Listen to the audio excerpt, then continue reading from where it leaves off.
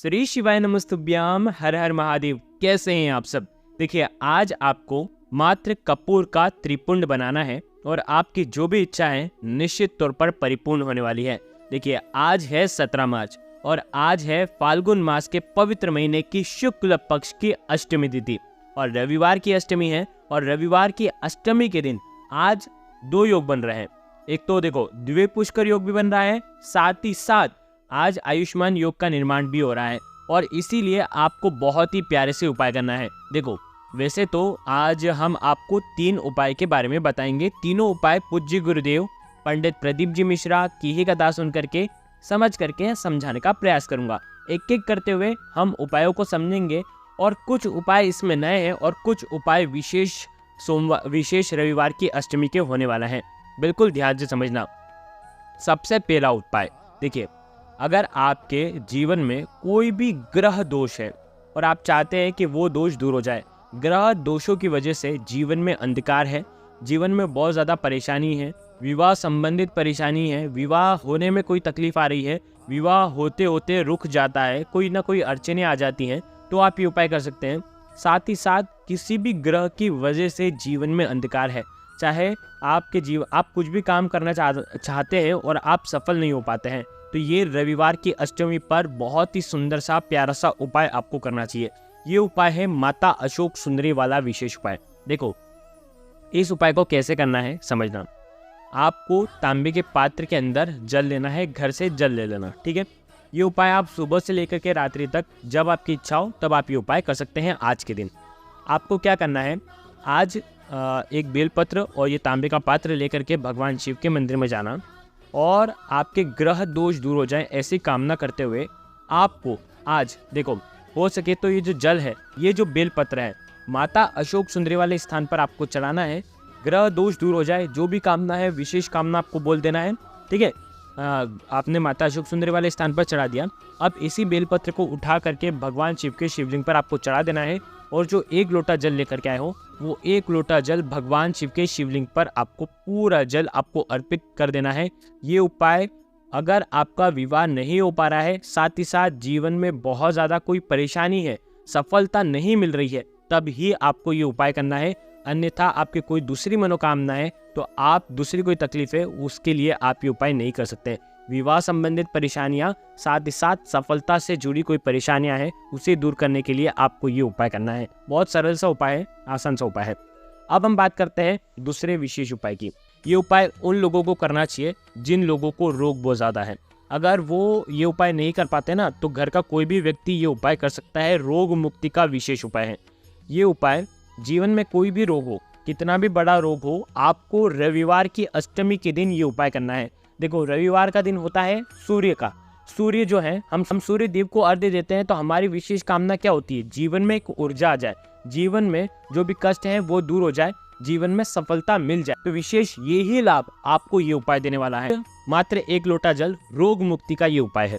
देखो, करना क्या है, सुबह से लेकर के शाम तक, रात्रि तक, जब आपकी इच्छा हो तब आप ये उपाय कर सकते हैं। आज के दिन आपको 1 लोटा जल लेकर के भगवान शिव के मंदिर में जाना है और सबसे पहले 1 लोटा जल जो है भगवान शिव के शिवलिंग पर सुरेश्वर, देखो स्क्रीन पर आपको नाम मिल जाएगा, फिर बाद में पूछना मत। सुरेश्वर महादेव का नाम ले करके आपको भगवान शिव के शिवलिंग पर आपको अर्पित कर देना है पूरा लोटा जल। अब आपके जो दोनों हाथ की हथेली है, ये हथेली आपको भगवान शिव और माता पार्वती जिससे जुड़े हुए रहते हैं, वो होती है कटी भाग, ठीक है। तो कटी भाग पर अपने दोनों हाथ रखना, ठीक है। कटी भाग पर दोनों हाथ आपको रखना है और आपका नाम और आपकी गोत्र आपको बोलना है। नाम और गोत्र बोलना है। धन संबंधित परेशानियां दूर हो जाए, धीरे धीरे करके समाप्त हो जाए, ऐसी आपको कामना करना है, ठीक है। दोनों हाथ रखना और नाम और गोत्र बोलना। किसका बोलोगे नाम गोत्र? जो व्यक्ति रोगी है उसका नाम और गोत्र बोलना। अगर आप खुद रोगी हो तो आपका खुद का नाम और गोत्र बोलना। महादेव से प्रार्थना करना, सुरेश्वर महादेव का नाम लेना। आपके जीवन के जो भी रोग होंगे, जीवन के जो भी असफलता होगी, वो निश्चित तौर पर दूर हो जाएगी। बहुत ही प्यारा सा ये उपाय है, बहुत ही खास ये उपाय है। देखो, ये हो गया दूसरा उपाय। अब हम बात करते हैं इस वीडियो का सबसे शानदार उपाय, जो कि केवल और केवल रविवार की अष्टमी पर ही करना चाहिए।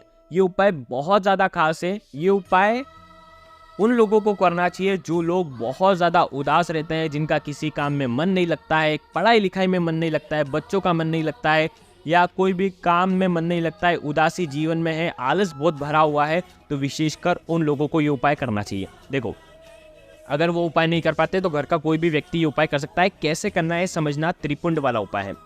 आपको क्या क्या सामग्री लेनी है पहले ये समझ लो। आपको एक चुटकी लाल चंदन लेना है, ठीक है। लाल चंदन के अंदर आपको कपूर डालना है। कपूर आपको बिल्कुल पीस लेना है, चूरा कर लेना है। कपूर की जो टिकिया आती है ना, उसका चूरा कर लेना और उसको लाल चंदन के अंदर मिला देना, ठीक है। थोड़ा सा मिलाना, ज़्यादा मिलाना आपके ऊपर है, ठीक है। अब इसी कपूर के अंदर आपको क्या करना है, थोड़ा सा जल डालना है, हल्का सा थोड़ा सा जल डालना है। साथ में आपको इसके अंदर डालना है इत्र, ठीक है। इत्र, जल, लाल चंदन और कपूर का पाउडर, इसको मिला करके पेस्ट के रूप में आपको तैयार कर लेना है। आ गई इतनी बात समझ में? अब आप बिल्कुल ध्यान से समझना। ये उपाय सुबह से लेकर के शाम तक आप कर सकते हैं, प्रदोष काल तक आप ये उपाय कर सकते हैं। आपको क्या करना है, त्रिपुंड की 3 उंगली कौन कौन सी होती है, जो बीच की ये जो तीनों उंगलियां रहती ना, इनका उपयोग करना है। आपको जाना है सबसे पहले बेल पत्र के पेड़ के वहां पर, ठीक है। ये तीनों उंगली, त्रिपुंड की जो तीनों उंगली है, इसने लाल चंदन के अंदर आपको डालना है, कपूर के अंदर डालना है। और उसके बाद आपको ये त्रिपुंड की तीनों उंगली की जो लाइन है, इसका जो छापे हैं, ये आपको करना है बेल पत्र के पेड़ की लकड़ी पर, ठीक है, टहनी पर, वहां पर आपको लगा देना है। आ गई पहली बात समझ में? अब आपको ये उंगलियां साफ नहीं करनी है, ठीक है। अब आपको जाना है भगवान शिव के मंदिर में, जहां पर भगवान शिव का शिवलिंग है। वहां पर आपको वापस से जो कटोरी में लाल चंदन, कपूर, ये वाला जो पेस्ट है ना, इसके अंदर वापस से ये तीनों उंगलियां डालना है। और उसके बाद भगवान शिव के शिवलिंग पर आपको त्रिपुंड लगाना है। आ गई इतनी बात समझ में? पहला आपने बेलपत्र के पेड़ के वहां पर, दूसरा भगवान शिव के शिवलिंग के वहां पर। अब आपको क्या करना है, तीसरा जो त्रिपुंड की तीनों उंगली है, इनके छापे आपको कहां पर करना है समझना। वो कार्तिकेय जी से लेकर के खींच करके लेकर के आना है। वो फिर माता अशोक सुंदरी वाले स्थान पर आएगा, फिर वहां से गणेश जी वाले स्थान पर आएगा। यानी कि मतलब आपको हाथ उठाना नहीं है, तीनों जगह सलंग आपको खींचना है त्रिपुंड की तीनों लाइन। आ गई आपको बात समझ में? यहाँ पर एक चीज समझना, जब तीनों आप छापे लगाओगे तब आपको 3 बार डिप करना है। यानी कि आप पहला छापे लगाओगे, फिर वापस से कटोरी के अंदर का लाल चंदन लेना, फिर शिव जी के वहाँ पर लगाओगे, फिर वापस से कटोरी के अंदर का लाल चंदन लेना, फिर उसके बाद ये तीसरा जो आप त्रिपुंड बनाओगे, इसमें भी लाल चंदन का आपको प्रयोग करना है। तीनों जगह लगा दिया, तीनों जगह आप लगाओगे तो विशेष मनोकामना आपको बोलना है। शरीर की बीमारी दूर हो, या जीवन में तेज की वृद्धि हो, जीवन में आलस से दूर हो जाए, ऐसी कामना करते हुए ये उपाय आपको करना है, त्रिपुंड बनाना है।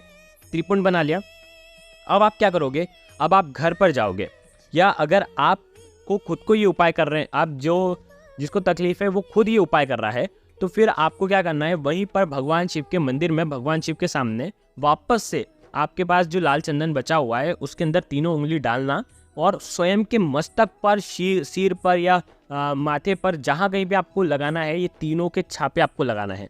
जो भी व्यक्ति इस प्रकार से उपाय करता है, जीवन के अंधकार उसके दूर होते हैं। यदि कोई घर पर है वो व्यक्ति जिसके लिए आपने ये उपाय करा है, तो घर जाना और उसके सिर पर तीनों उंगली के छापे आपको लगाना है। हाथ धोना नहीं है, हाथ बिना धोए आपको घर जाना है और उसके बाद तीनों छापे उसके ऊपर लगाना है। उसके बाद आप भले हाथ धो सकते हैं, ठीक है। ये उपाय करना है आज के दिन, यानी कि रविवार की अष्टमी के दिन, सुबह से लेकर के रात्रि तक, जब आपकी इच्छा हो तब आप ये उपाय कर सकते हैं। बहुत ही सुंदर सा उपाय है, मौका आपको गंवाना नहीं है। श्री शिवाय नमस्तुभ्यम। हर हर महादेव।